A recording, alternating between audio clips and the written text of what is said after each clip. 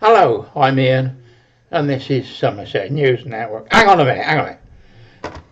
Gotta get me camera in the right place. Oh, that's better. Sun's coming through the blind again. It'll go round in a minute. The first thing I'd like to say is I feel sorry for the people that have been killed in Manchester at the synagogue. We now know that it was extreme Muslim activist from Syria. What gets me is the media spin on a story, and because of social media and people finding out things for themselves, very quickly the government has had to admit what was happening. In Southport, they didn't do that. They almost kept a media blackout on the truth and what was happening. And that created all sorts of problems. So as soon as the conspiracy theories, if you like to say, were telling the truth, the government came out and had to tell the truth. And what's happened is absolutely horrific. You've got an extreme Muslim wanting to kill Jews. 2 other people were arrested. Now, we don't know if they were involved in it or not. Guy goes in and stabs the guy on the door, thought to be the security guard. The guy is then pushed out of the synagogue and the doors are closed and there's somebody behind the door. The armed police are there. The police have got an awful job to do. I wouldn't like to do it. The guy looks like he's got a suicide vest on. Now this is where it gets weird.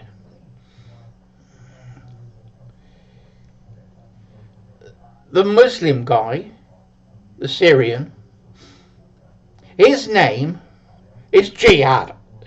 You can't make this up. He was actually shot and killed in the car park outside, on the ground. But shots were fired when he was outside of that door. Now, did they shoot him and the bullet go through him? Or did the police actually miss him? Because the bullet went through the door and hit one of the worshippers on the other side of the door. Collateral damage, you might call it.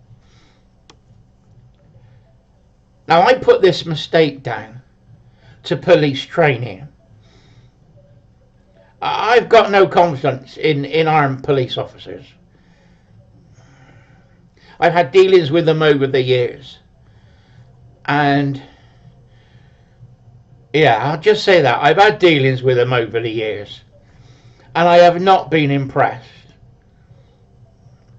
When it comes to firearms, I've been handling firearms since I was 13 years old. I had an air rifle and I shoot starlings in the garden and pigeons to keep them off the crops down my grandfather's. And then when I joined the cadets at 13, I was shooting .303 rifles with ammunition with 44 or 45 stamped on it that had been made for the war. And they had so much old .303 ammo, we were just given it and used it on the range. I was in the Army Cadets to start with and shot Lee Enfields, .303s and Bren guns on the range. That was good fun, I like that. Then I joined the ATC when I was about 14. The thing is, the ATC shot more than the Army Cadets.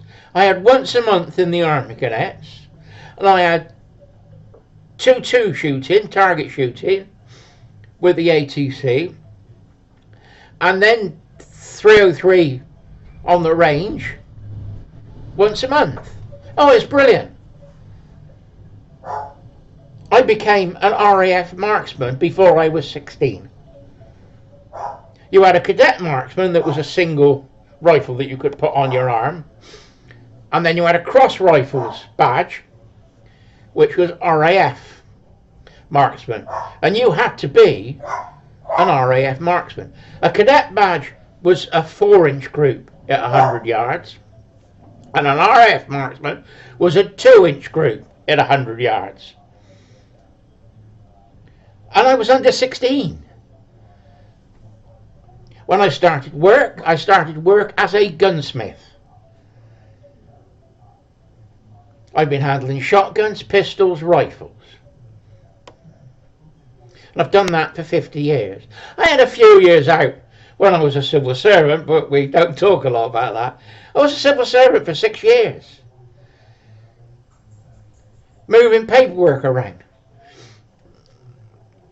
I was in education. I became a union rep. Yes. And before anybody starts saying that I'm anti-Semitic, which I'm not, or telling me that I'm Islamophobia, I think that's the word they used. When I was in the union, I had 2 Muslim girls. I was a union rep, and they came to me for help. Both of them were 18, 19, and their families had arranged marriages for them, which is the culture. And they didn't know if they wanted to go through it or not. I found a safe house in Bristol. I got the union backing for it in London, and we gave them the option. I couldn't make any decisions for them, but if they needed help, we passed them on to the experts. The same as we did when I was in the youth club and working. If I got questions that I couldn't handle, we had a team of experts that we could pass them on to. We had a doctor, a lawyer, and a professional counsellor. Now these 2 girls, I could have just dismissed and said, no, I don't want anything to do with it. But I'm not against anybody. What happened was, one met the proposed bridegroom. The parents did not like him, so it was scrapped and she was ever so happy. The other one met the guy, and when she went to India after marrying him, and she came back, and she was back in the office in 18 months. I said, I thought you were gone back to India.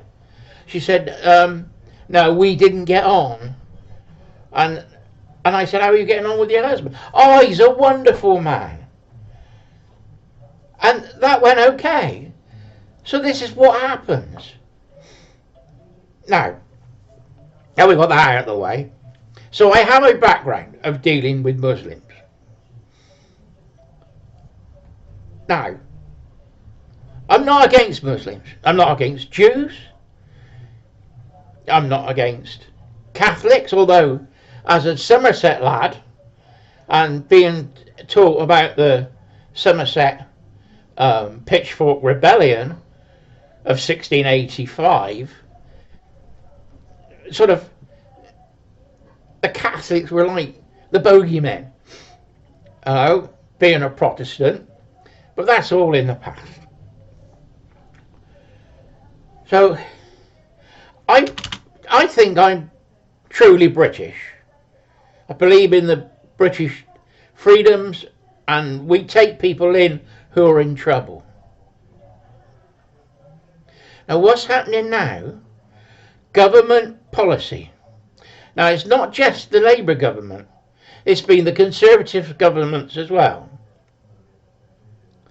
have allowed the mass migration of Muslims into this country, and they've upset the balance, and now people are being killed as a direct result of government policy.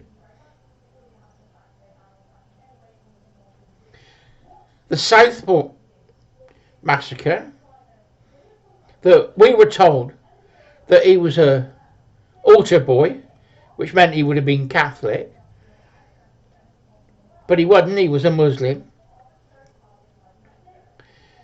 It's alleged that his father was involved in the Houthi massacres in Africa. If he was taking part of it or not, I don't know. But there was a court case in London, in the High Court, and he had the right to stay. It's also rumoured that as a human rights lawyer, Starmer was involved in that. Now we come to this guy. He's Syrian.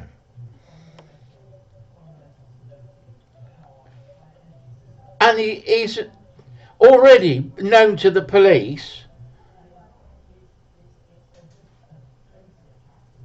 harassing females.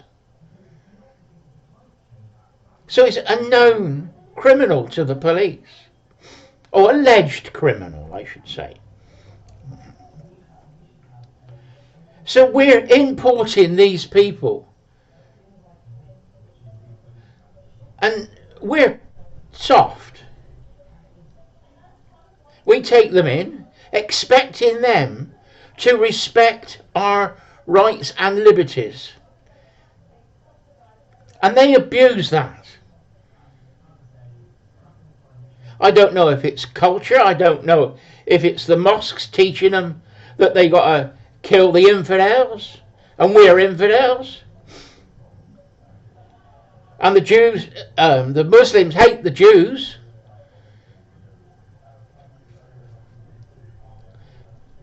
And we are importing it. We're told when the boat people started coming over, oh, we need nurses and doctors and skilled men. Well, as they're illegal, they're not allowed to work. So if they are working, they're working on the black market.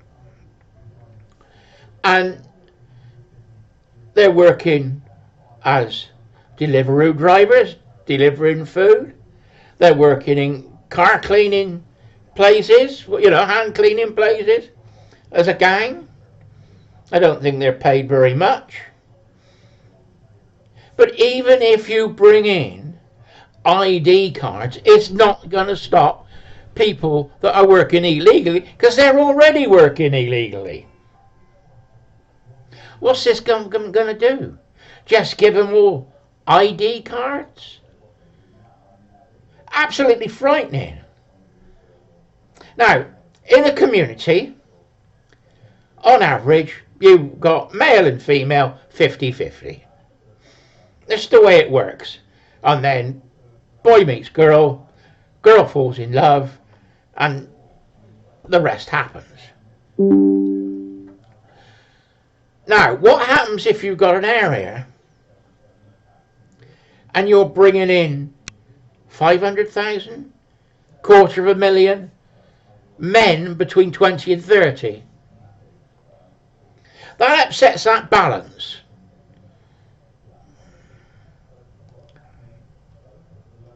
And it's the government policy that has created it. It's creating the trouble that we've got going on. Now, there's one thing else I want to say.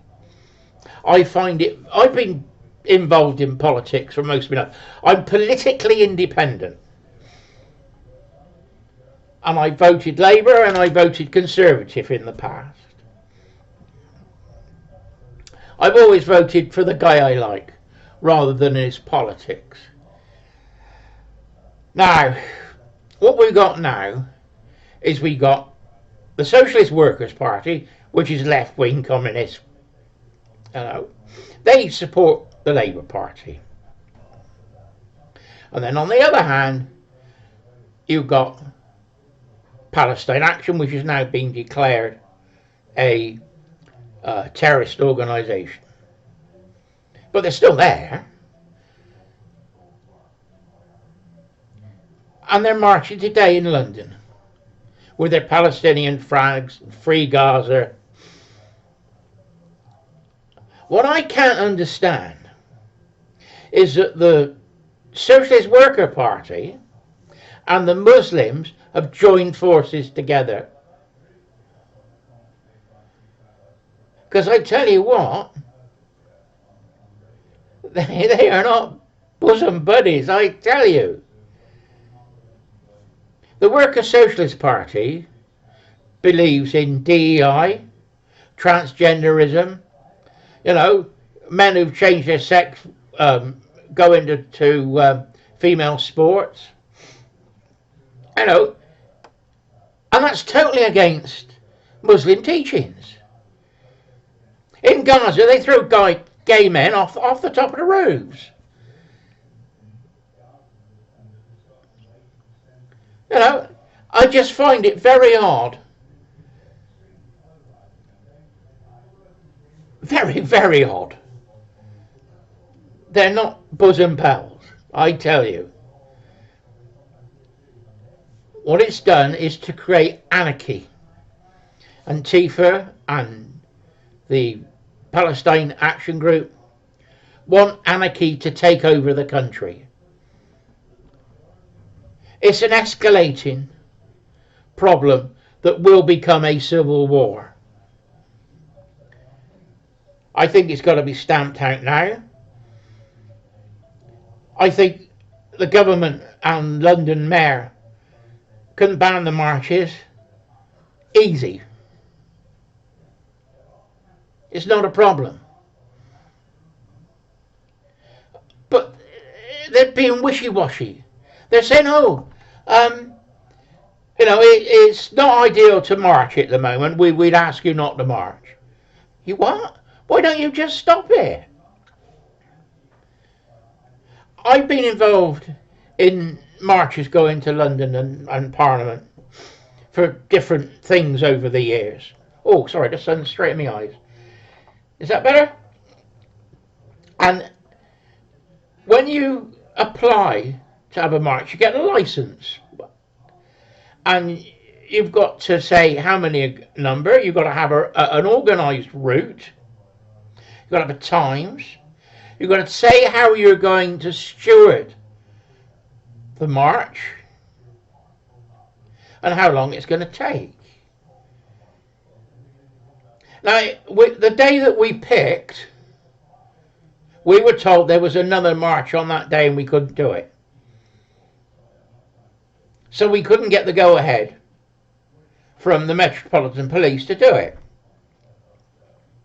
Well, if they can stop my group from marching, I'm sure damn they can stop the pro-Palestinian marches. But let's have a think about that.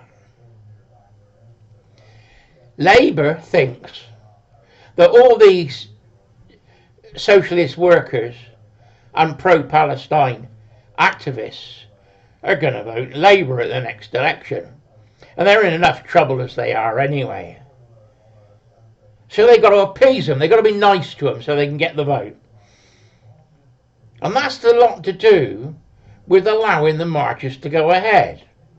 So they say, we don't think it's a good idea that you march. And then on the other hand, they step back and do nothing.